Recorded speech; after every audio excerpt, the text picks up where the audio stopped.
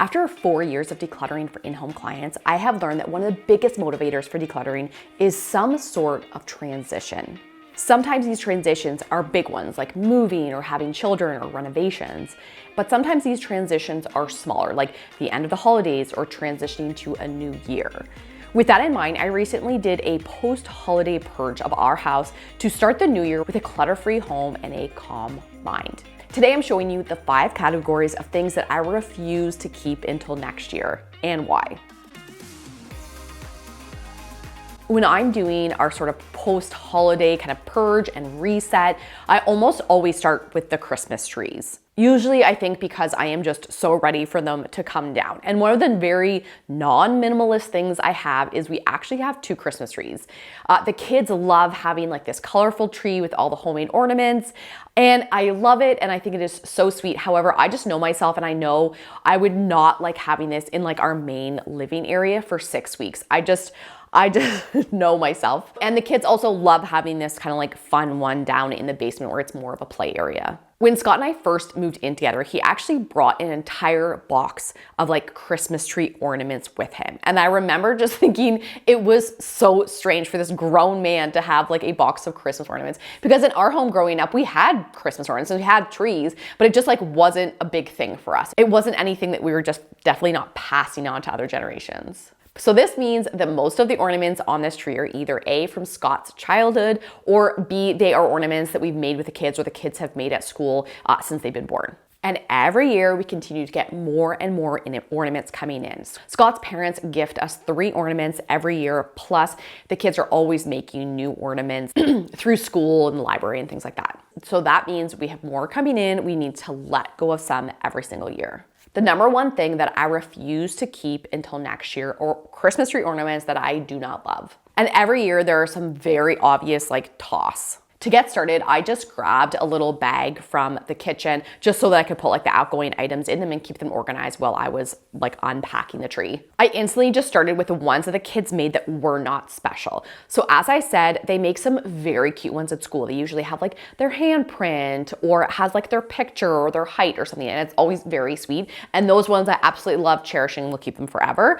But then there are ones that they make at the library or they make at church or they just randomly make on their own here, and they're very cute to keep for like a season, but usually they're not really like special enough, and half the time I don't even know who made them. So those are ones I'm not gonna pack away and continue to keep year to year. This year, I also had like 1 or 2 really generic ones that I don't even know why we still had them, and I knew those ones could also just go and nobody would even care. If you struggle with letting go of ornaments and you just feel really attached to them, like I said, Scott's mom kept a box of them for each of the kids so that when they moved out, she gifted those to them. And now she actually continues to keep ornaments to hand down to her 4 grandchildren when they like get their own places. And then so they can have those ones for their first Christmas tree.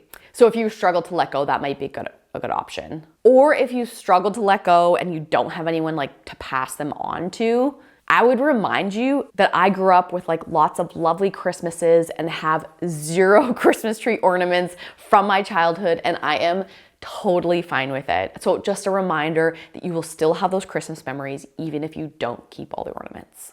Okay, next up is something I actually did before the holidays this year.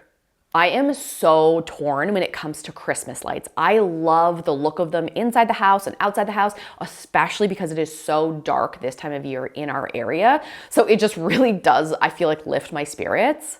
However, at the same time, they just seem so wasteful. It seems like every single year we're having to toss lights because they have just broken or burnt out or just no longer working. And my husband Scott is an electrician, so I feel like even we have like a leg up because he can usually do kind of his like finagling with them to make them last longer than average. I just still feel like we just toss so many. With that being said, number 2 that I refuse to keep for another year are broken Christmas lights. And this year, like I said, I decluttered ours before. I decluttered them like while I was decorating and I realized that they were broken. In our area, we can drop our Christmas lights, broken Christmas lights, to our hazardous waste depot. And since that's somewhere that I don't go like every single week, I have a tote, a bin like in our garage, and it's specifically for hazardous waste stuff to live before I go do a drop.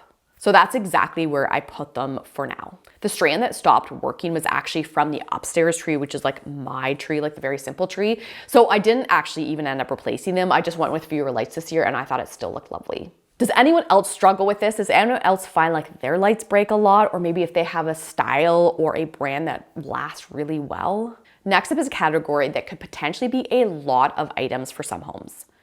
I have such a love-hate relationship with gift bins. So like storage totes full of gifts that you buy in order to give other people, or items that you've been gifted that you want to re-gift to other people. In theory, these bins are amazing and make total sense, especially if you are a big gifter or you love getting things on sale or you really love regifting. However, when working with clients, I often find that these bins just sort of get forgotten about. We will work with a client and they'll have all sorts of gifts. So we make them their gift tote and it looks amazing and there's so much good stuff in it. And then we'll come back for another project like 2 years later and the gift bin has completely been forgotten about and nothing in it has been touched. And often by the time we find the items again, the person you're supposed to gift them to is sort of like outgrown whatever you were planning on gifting them. So number 3 that I refuse to keep for another year are gifts. And that includes number 1, gifts that I bought for someone else and didn't gift them, or number 2, gifts that we received that we just don't want. This might sound harsh, but I refuse to keep gifts just because they were gifts if I'm not going to use them or no one in the family is going to use them. And so this year I let go of 2 things. Number 1, I went into our basement to our gift bin, which I do have.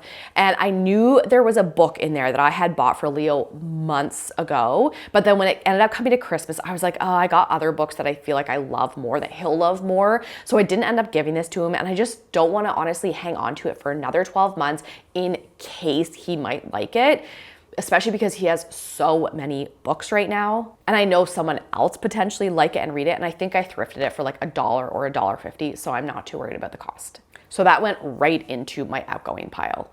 Secondly, thank you to whoever commented on my gift video this year and suggested I look at the clay in the kit we bought for Annie Rose. When we checked it, it was completely dried out. Like, it's like I couldn't believe it at first because we hadn't even bought it that long ago, but the clay was completely unusable. We even pulled it out and like tried to play with it and it was just garbage. Sadly, it was long past the date I could exchange or return it. Luckily, Annie Rose took it in stride and she was too busy and excited with her new glue gun, so she honestly just didn't really care. I actually left it like sitting under the tree for a few days, just kind of like, it's like I couldn't quite accept that it was just complete waste. But eventually I got to the point where I'm like, I'm sick of looking at this. So I pulled it out. I asked Annie Rose, are you okay to let this go? And she says, absolutely. And so I went through and honestly, most of it was just garbage. And then a few items I think I put in the recycling. I think there might've been a couple things I could donate as like craft supplies. And then there were a couple little tools, which I just put into her Play-Doh bin. And I feel like they could potentially use that when they're doing Play-Doh and clay in the future. I don't think there is like a perfect black and white answer when it comes to gift bins. And I don't think you necessarily have to scrap yours right now if you have one. However, I do feel like if we do have them, in order for it to work effectively, it has to be something that we consistently manage. Okay, next up is number 4. And also, please don't hate me for this one as well. Growing up, my mom made us write like thank you cards for all friends and family whenever we received a gift. I also spent a lot of time at summer camp when I was a kid, so we did a lot of letter writing there. So like writing letters and writing cards is actually a really big part of my life growing up. So they are really special to me, and throughout Christmas, I love getting like the custom personalized Christmas cards from friends and family that have their photos and sweet little messages. And as we are getting them and as the kids are making crafts and making little cards throughout the season, we put them all along the mantle in our family room. But as the season comes to a close and this is the start of the new year, I get very excited about the idea of clearing this out and having just a completely clean slate to start the new year. Number 4 that I refuse to keep until next year are Christmas cards and crafts that aren't just extra special to me. I ended up bringing all of like the papers and craft up into our kitchen table so I could have a better look at it and really kind of sort through it. Our Canada Post, actually, like our postal service, actually sends kids letters from Santa if they write to the North Pole. Our kids have got a letter every year and it's always very sweet. However, I've only ever kept the very first one they got because they're just generic letters, obviously. So I kept their first ones, but since then I've always got rid of them. However, this year, then they both had a really sweet, like personalized message that was a sort of a response to what our kids had written. So it was actually really lovely. And I decided to keep both of those for their keepsake bins. And then on the mantle, I had also tossed, I think, like our little report cards for their swimming lessons, which I wanted to keep as well for reference. And Scott decided that he wanted to keep his card from the kids and I that we had written in, and everything else went. All the crafts, everything they created, the card that the Scott and the kids had made for me, I let go of that. They've given me multiple cards over the years that were way like more sweet and more personal and like way just better that I had kept. So I knew that this one could just go. It wasn't their best work. I also remembered we had paper garlands that Annie Rose and I had made that one was in her room, so I went and grabbed that, and the other one we had in the family room or in our living room, but it kept falling off the wall, so it was actually like underneath the couch and I had to like dig under to get it. But I like was very excited for both of those to go and just be recycled. When we're working with clients, we will often come across like huge stacks of Christmas cards that they have received and kept from past years without really like a plan of what to do with them. They kept them sort of just because they felt obligated to, or it felt kind of weird to just like throw them out 2 weeks after they got them, which I totally get. However, if you have piles like that in your house, it might be something worth considering. And because I do this every year and I've done it so often, it honestly doesn't take much time and doesn't really take much effort or thought. Okay, next up is the last one. It is something that I always do, and I actually do it more than just at Christmas time. At the end of the busy holiday season, it is so tempting to just toss all the gift bags and the wrapping paper that you have just like into a corner or under a bed or in a closet, so you just don't have to think about it for another 350 days. But if we take even just 5 minutes to assess it, sort through what's in there, decide what you want, decide what you don't need or can't keep, our future selves are guaranteed to thank us later. And by getting everything into one spot and keeping it organized and knowing that you have comfortably enough room for everything, it's gonna make this sort of category so much more functional and easier to grab items and gift wrap when you need it. Number 5 that I refuse to keep for another year is excess gift wrap. This year, that included a few things. Number 1, I actually ended up keeping all of the tissue paper. When I finished my wrapping, I realized I had basically no tissue paper left in my stock. So when we were receiving gifts, I was so stoked to like get a bunch of tissue paper, and I just folded it all up and I kept all of that. However, I noticed I had too many gift bags. So I just picked a bunch. I think there was maybe 2 or 3 that I let go of that were around the same size. So I had like a bunch of too many of one size. So I knew I could get rid of those. There was also a stash of ribbon that I had just been honestly hanging on to forever and just never reaching for it and never using. I hemmed and hawed for a while about the gift boxes I had. I think I had 4 of them.